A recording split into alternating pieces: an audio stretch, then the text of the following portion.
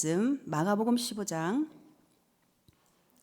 16절에서 20절 말씀, 마가복음 15장 16절에서 20절 말씀, 노트 페이지 174쪽입니다. 마가복음 15장 16절에서 20절 말씀, 노트 페이지 174쪽 찾으신 줄 믿고 한 절씩 교독하시겠습니다. 군인들이 예수를 뜰 안으로 끌고 갔다. 그곳은 총독 공관이었다. 그들은 온 부대를 집합시켰다.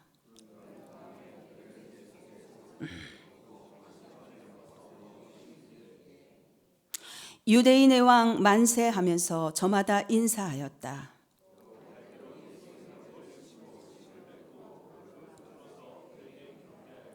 다 같이 이렇게 예수를 희롱한 다음에 그들은 자색 옷을 벗기고 그의 옷을 도로 입혔다.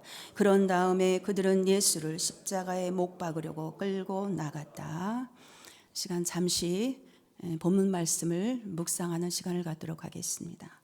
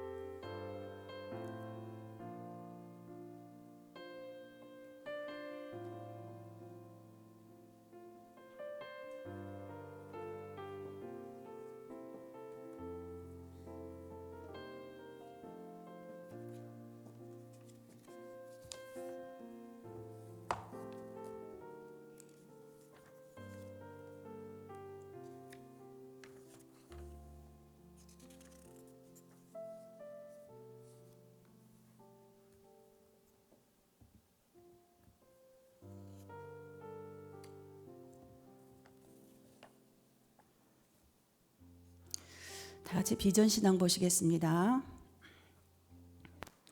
죄는 반드시 죄악과 죄의 책임을 가져옵니다. 로마서 1장 24절 다 같이 읽겠습니다. 시작. 그러므로 하나님께서 그들을 마음의 정욕대로 더러움에 내버려 두사 그들의 몸을 서로 욕되게 하게 하셨으니. 하나님께서 내버려 두셨다. 죄에 빠진 인간들을 하나님께서 내버려 두었다라는 말입니다. 하나님께 버림받은 인간의 실존을 말해주고 있는 것이며 그 결과 하나님으로부터 심판이 있습니다. 인간의 참된 행복은 하나님을 아는 것, 하나님을 영화롭게 하는 것, 하나님께 감사하는 것입니다. 하나님을 기쁘시게 하는 삶을 살아갈 때 우리의 마음의 소원도 이루어 주시는 줄로 믿습니다. 오늘 본문은 바로 빌라도의 최종 판결과 십자가를 지시기 직전 로마 군인들이 예수님을 조롱하고 있는 장면을 자세히 보여주고 있습니다. 우리 다시 한번 16절을 한번 큰 소리로 읽겠습니다. 시작. 군인들이 예수를 뜰 안으로 끌려갔다. 그곳은 총독 공관이었다. 그들은 온 부대를 집합시켰다. 예수님이 신문을 당하시던 자리를 떠나 군인들은 예수님을 끌고서 그 인근에 있는 뜰 안으로 이동한 것입니다. 요한복음 19장 1절 말씀과 같이 빌라도의 명에 의하여 군인들은 먼저 예수님을 채찍질한 후 그들은 온 군대를 그곳으로 집합시켰습니다. 집합시킨 이유가 무엇이겠습니까? 그 이유는 예수님을 희롱하고 구경거리로 삼기 위해서이죠. 예수님은 전날 밤 겟세마네 동산에서 잡히신 후 이리저리 많이도 끌려다녔습니다. 먼저 예수님은 안나스에게 끌려갔고 그 후 예수님은 대제사장 가야바의 집으로 또 끌려갔습니다. 또 새벽에 예수님은 또다시 공회 앞으로 끌려갔고 잠시 후 공회 의원들은 빌라도에게 예수님을 넘겨주었습니다. 또 빌라도는 예수님을 신문한 후에 분봉왕 헤롯에게 보냈으며 분봉왕 헤롯은 예수님을 희롱한 후에 예수님을 도로 보냈습니다. 그러더니 오늘 본문에 있는 말씀처럼 군인들은 예수님을 끌고 뜰 안으로 갔습니다. 그 후 빌라도는 예수님을 데리고 잠시 관정 밖으로 나간 후에 그 후 최종적으로 군인들이 예수님을 십자가에 못 박으려고 끌고 나갔던 것입니다. 이와 같이 예수님은 쉴 새 없이 끌려다녔습니다. 예수님이 이제 그만해라. 너희는 내가 누구인지 모르냐. 그러면서 예수님은 12군단이 더 되는 천사를 불러서 바로 그 자리에서 자신을 끌고 다니는 자들을 벌하실 수 있었으나 그러나 예수님은 그와 같이 하지 않으셨습니다. 예수님은 계속해서 입을 다문 채 아무 저항도 하지 아니하고 이리저리 끌려 다니셨습니다. 이는 선지자 이사야를 통해서 이미 예언된 그리스도의 모습이라고 볼 수가 있습니다. 이사야서 53장 7절 말씀에 보면은 그가 곤욕을 당하여 괴로울 때도 그의 입을 열지 아니하였으며 마치 도수장으로 끌려가는 어린 양과 털 깎는 자 앞에서 잠잠한 양같이 그의 입을 열지 아니하였도다. 말하자면 이때 예수님은 이사야서 53장 7절 말씀을 응하였던 것입니다. 사랑하는 성도 여러분, 예수님은 수치스럽게 끌려다녔지만 왜 계속해서 침묵하셨을까요? 예수님은 하나님을 사랑하셔서 하나님의 뜻을 이루셔야 했습니다. 또한 예수님은 우리를 사랑하셔서 우리를 위한 대속의 십자가를 지셔야 했기 때문입니다. 이와 같이 사랑은 오래 참는 것입니다. 우리가 신앙생활을 하다 보면 상처받을 때도 있으나 하나님을 사랑하며 예수님의 몸인 교회를 사랑하는 마음으로 흔들림 없이 맡은 일에 끝까지 충성하는 우리 모두가 되시기를 바랍니다. 17절 말씀 다 함께 또 큰 소리로 읽겠습니다. 시작. 그런 다음에 그들은 예수께 자색옷을 입히고 가시관을 엮어서 머리에 씌운 뒤에, 자색옷은 고대에 있어서 왕족이나 귀족들만 입는 아주 비싼 옷이며 성경에는 부자와 나사로에 비유해서 부자가 이 자색옷을 입었습니다. 따라서 옛날 왕들은 언제나 부와 명예를 상징하는 이 자색옷을 입었으나 그러나 예수님께서 자색옷을 입힌 것은 예수님에게 자색옷을 입힌 것은 예수님을 자칭 유대인의 왕이라 희롱하기 위함이었습니다. 그리고 그 다음에 한 것이 가시관을 씌운 일입니다. 17절을 다시 보십시오. 가시관을 엮어서 머리에 씌운 뒤에, 옛날 왕들은 왕의 위엄과 권위를 상징하기 위해서 그 머리에 왕관을 썼습니다. 관은 두말할 것 없이 금빛 찬란한 보석 왕관이었습니다. 그러나 예수님 머리에 씌워진 관은 보석 왕관이 아니라 가시가 달린 가시관이었습니다. 이 가시관을 사람 머리에 씌우면 반드시 피가 나게 돼 있답니다. 이 나무가 주로 갈릴리 지역에 많은 요단강, 아라바 계곡 낮은 지역에 많이 있다고 하는데 이 가시가 곧 사사기 9장에 나오는 가시나무입니다. 세겜에는 도시에서 아비멜렉이 왕이 되려고 그의 형제 70명을 한 자리에서 죽였습니다. 간신히 살아남은 동생 요담이 멀찍이 떨어져 형 아비멜렉에게 이 비유를 말합니다. 감람나무, 무화과, 포도나무가 있었다. 그러나 그들은 모두 다 왕이 되기를 사양했는데 유독 가시나무만 왕이 되려고 했다. 그리고 말했다. 나를 왕으로 삼으라. 그렇지 않으면 불로 태워버리겠다. 요담이 말했던 가시나무가 바로 이 나무입니다. 여러분, 우리 인생은 평생 가시에 눌리고 가시에 찢기고 가시 때문에 피 흘리는 인생이라고 볼 수가 있습니다.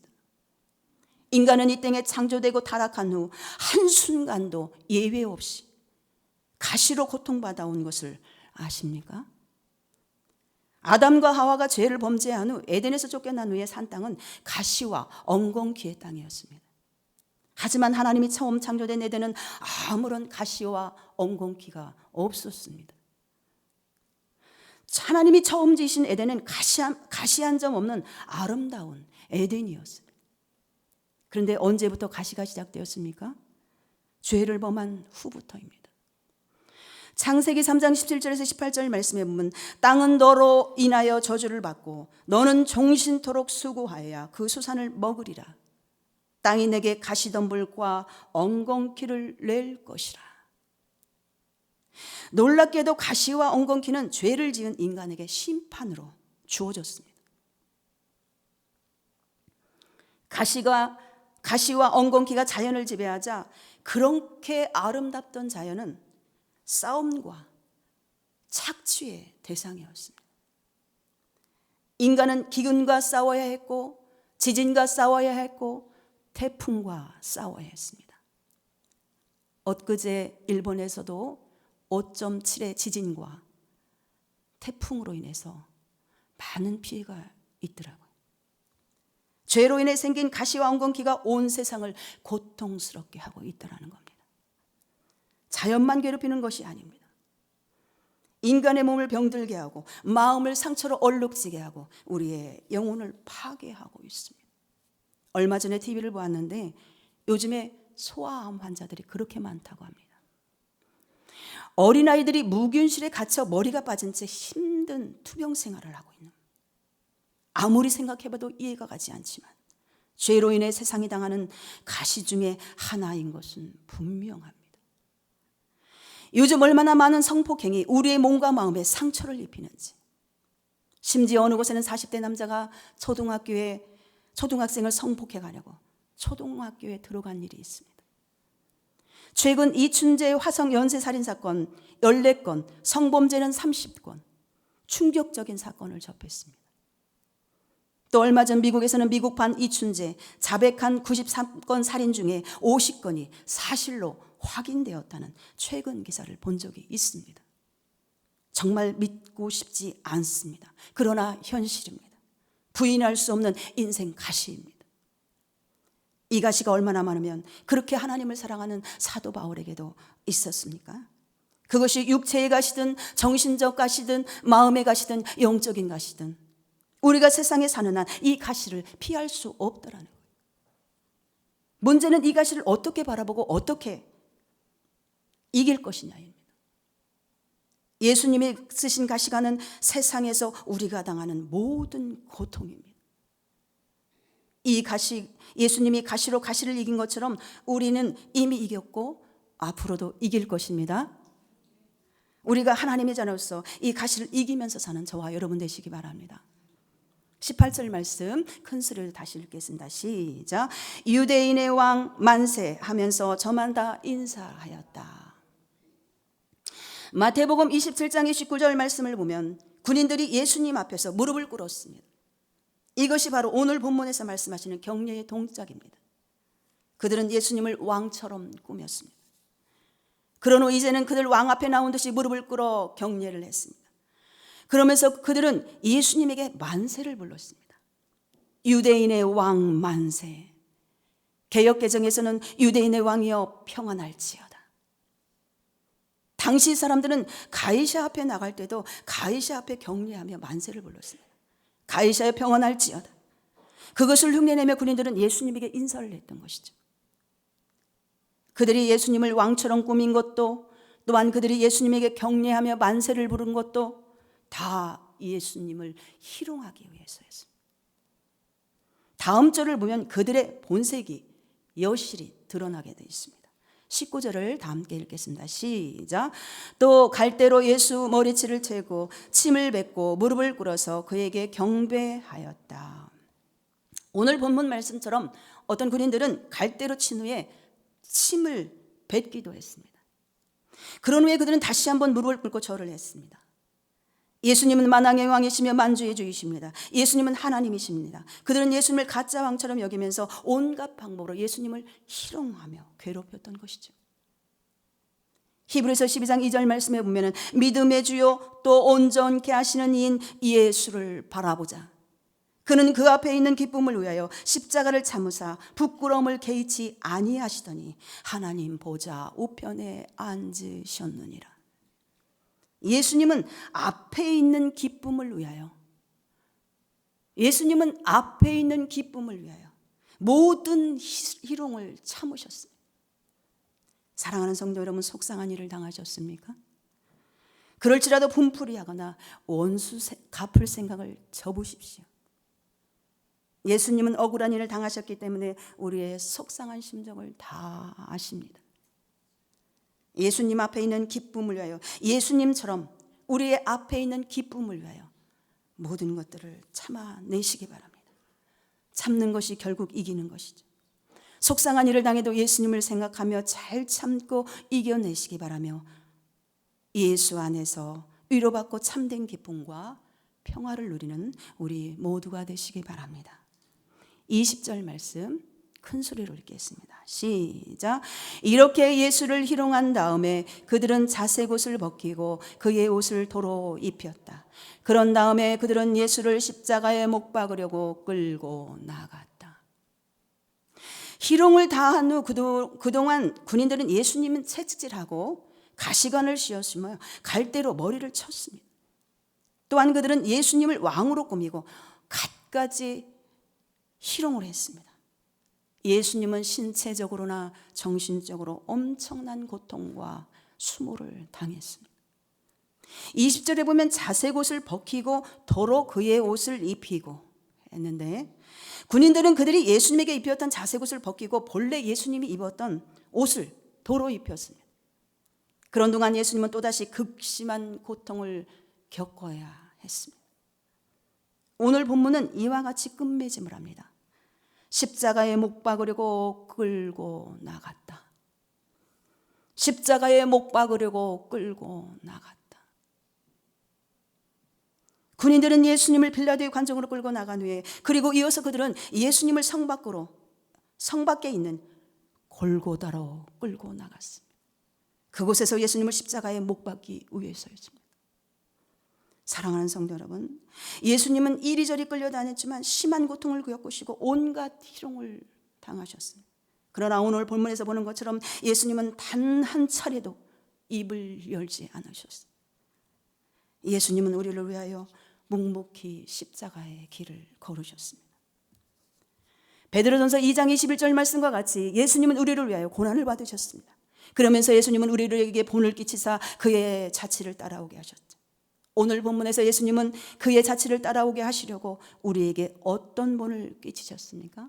베드로전서 2장 22절에서 23절 말씀에 보면 그는 죄를 범하지 아니하시고 그 입에 거짓도 없으시며 욕을 당하되 맞대 욕되지 아니하시고 고난을 당하되 위협하지 아니하시고 오직 공의로 심판하시는 이에게 부탁하시며 오직 공의로 심판하시는 이에게 부탁하시며. 사랑하는 성도 여러분, 억울한 일을 당해서 속상하십니까? 그럴 때 예수님은 우리가 어떤 태도를 취하기를 원하십니까? 욕을 당하되 맞대 욕하지 아니하고 고난을 당해도 위협하지 아니하고 오직 공의로 심판하시는 하나님께 맡기기를 원한다는 사실입니다. 거룩하신 하나님의 아들이요 존귀와 영광을 세세토록 받으셔도 부족하신 주님께서 우리의 죄를 위해 이토록 고초를 당하셨는데 우리는 과연 주님을 위해 무엇을 하고 있습니까? 혹시 내 개인의 사욕과 이익 앞에서 목에 힘을 줘 외치고 변명하면서 주님을 위해서는 잠잠하고 침묵하지는 않습니까? 만약 그렇다면 지금 이 순간 영국의 유명한 시인 찬송 작가인 프린시스 리들리 하버갈의 찬송과 가사를 조용히 한번 묵상했으면 좋겠습니다. 나 너를 위해 몸을 주었건만 날 위해 무엇 주느냐? 너 위해 몸을 주었건만 날 위해 무엇 주느냐? 기도하시겠습니다.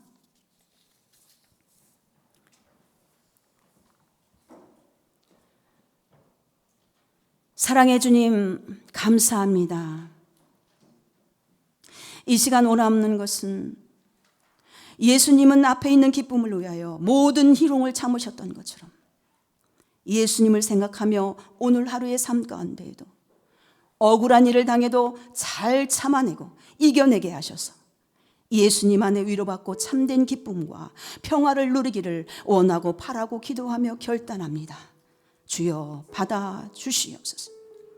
이 시간 우리를 자녀 삼아주신 구원의 은총을 되새기며 감사의 고백을 담아 귀한 예물을 드렸습니다.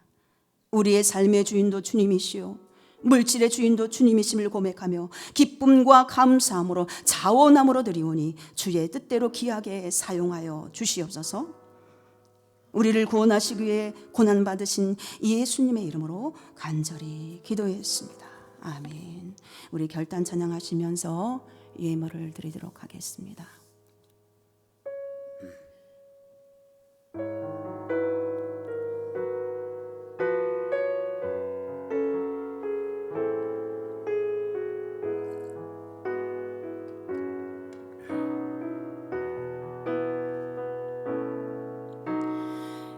이 세상을 살아가는 동안에 나의 힘을 의지할 수 없으니 기도하고 낙심하지 말 것은 주께서 참 소망이 되심이라. 하나님의 꿈이 나의 비전이 되고 예수님의 성품이 나의 인격이 되고 성령님의 권능이 나의 능력이 되길 원하고 바라고 기도합니다. 주의 길을 걸어가는 동안에 세상에 꺼리지